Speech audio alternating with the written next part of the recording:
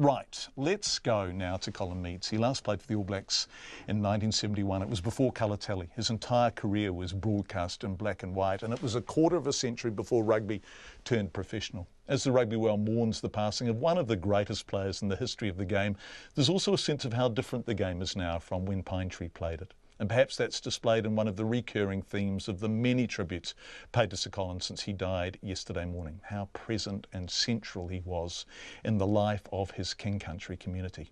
And for Bud Snowden, that meant Colin Meads All Black would come down and watch his team play when he was too little even to do up his boots. In fact, when he was too little to even have any boots. Well, as a Saturday morning rugby player here myself, he'd come down and talk to us before games and that, in the frost when we used to play in bare feet and that. For those of you slightly bewildered by the strength of the tributes to Colin Meads, why he mattered so much, that one image is pretty hard to beat. My son is 14. He's played rugby every winter Saturday morning since he was 4. That's roughly 200 games. And in all that time, there's been an All Black there once. When he was home, Colin Meads was there every single week, not just for the seniors and the club's top team, but for Bud in his bare feet. When I was a little fella. So how old would you have been, do you reckon? Oh, 5.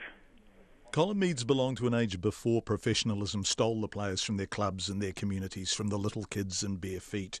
When current All Black captain Kieran Reid turned out for his club in Christchurch in April, it was his first game for them in 9 years. It's a different world now, isn't it, Bud? It is now. Yeah, I come down here and watch my grandkids play Saturday morning. There's heaps of teams here at the moment. So, yeah, and they're all wearing boots, of course, not bare feet. We did when Bunch was talking to us. In a way, this is the nostalgia of availability. Colin Meads wasn't only just great, he was there. His engagement with that community, his sense of being part of that community, and of course that was reciprocated. If that voice sounds familiar, you're quite right. That's Jim Bolger, who moved to Te Kuiti in 1965, a sheep and beef farm not too far from the Meads family farm. Like all Blacks back then, Colin Meads was an amateur, and the family farm sure wasn't printing money. The Meads property was a difficult property.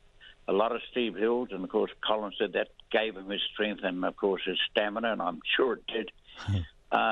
There wasn't only the ads on TV where he carried posts uphill. And when he couldn't carry the posts up the hill because he wasn't there, in 1960, for example, the All Blacks left New Zealand at the beginning of May and returned in mid-September. His neighbours and his clubmates did it for him. Bud remembers that, working bees, rosters, community. That's right. We'd dag his sheep or whatever they're doing on the farm. They'd go out and do everything. Yeah, that's correct. No fuss, even now. The world changes, of course. When Dan Carter signed with the French club Racing 92, his deal was reportedly $2.4 million a season. You think back to those early tours that Colin and his compatriots went on for the All Blacks. They were paid about sixpence. They were away for weeks at a time and just, again, concentrate on Colin's own self.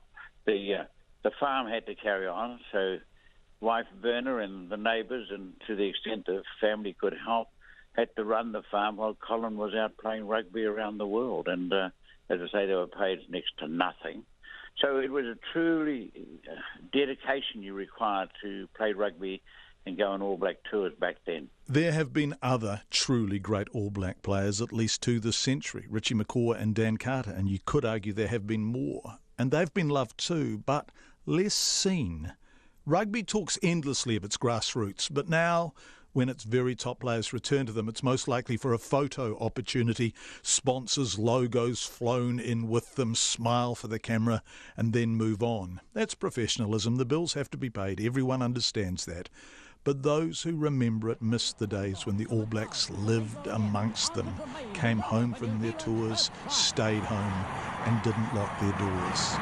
Smith comes at speed down the sideline. He passes infield to Tremaine, and then it's Colin Meads, and nothing can stop him scoring a wonderful try. They miss his rugby too, of course. The kind of impertinence a small country loves when it puts its former masters in their place. He was brilliant, one of the all-time greats. Bud Snowden knew him all his life. And every time they went somewhere together, someone would ask Colin for his autograph. He'd sign it, and then the next person would ask, and then the next person, and then the next person. Did he mind? He never minded at all. What was it saying? He said, it's when they stop asking for my autograph, I know I'm getting old. So, they never stopped, did they, Bud? They never stopped. No, they never stopped. Yeah. No, he's a bad loss, a sad loss for everybody, actually. Yeah. Bud Snowden, who farmed there, the Meads family farm, was watched by Colin, played with Colin in the senior team at Waitete, the club where he was loved and adored, and where they were having a quiet drink in his honour when I called there today, and Bud answered the phone and we had that lovely chat.